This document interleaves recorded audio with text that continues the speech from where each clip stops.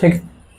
देखिए, आज हम लोग चलते हैं समकोणिक एकांक सदिश के बारे में। आई जे के, इस पर कैप डाला हुआ है, मतलब कि एक यूनिट वेक्टर है, एकाएक वेक्टर के इसको दर्शाते हैं हम लोग, है ना।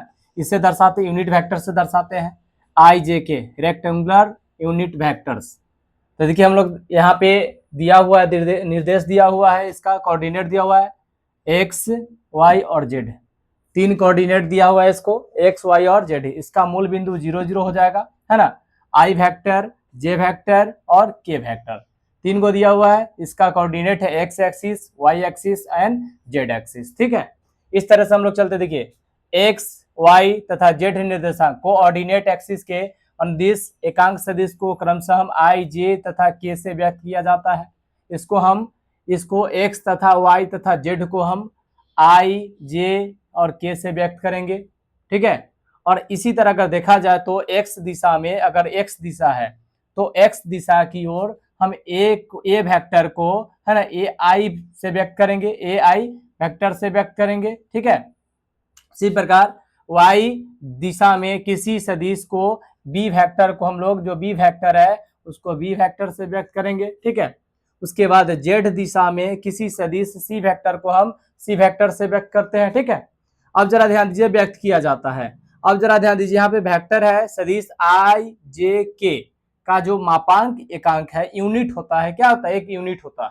इसका जो वेक्टर का यूनिट क्या, आई जे के का क्या है? एकांक यूनिट वेक्टर है, यूनिट वेक्टर है।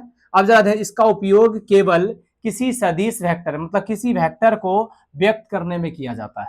इसका जो उपयोग है, इसका मतलब यहाँ पे यूनिट वेक्टर है, इसका उपयोग कहाँ करते हैं हम लोग? किसी सदिश को व्यक्त करने में करते हैं। अर्थात देखिए एग्जाम्पल में दिया हुआ है कि 4 न्यूटन बल के, 4 वेक्टर है, 4 आई वेक्टर न्यूटन के बल का अर्थ होता है, इसका अर्थ होगा, जरा ध्यान दीजिए, इसका अर्थ होता है तो उसका जरा दीजिए 4 न्यूटन का बल एक्स एक्सिस के बीच है, तो आई है, तो आई क्या है? एक्स एक्सिस के बीच।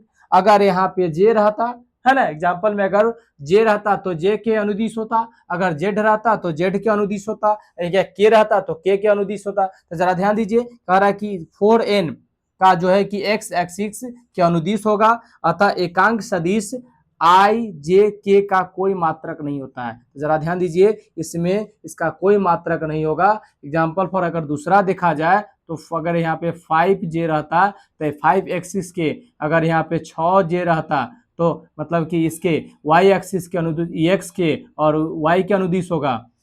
अगर यहाँ पे 7 के रहता तो क्या होता है? जेड के अनुदिश होता है। इस तरह से हम लोग क्या करते हैं? यूनिट वेक्टर को व्यक्त करते हैं, यूनिट वेक्टर को व्यक्त करते हैं। ठीक है, इस तरह से यूनिट वेक्टर को व्यक्त करते हैं।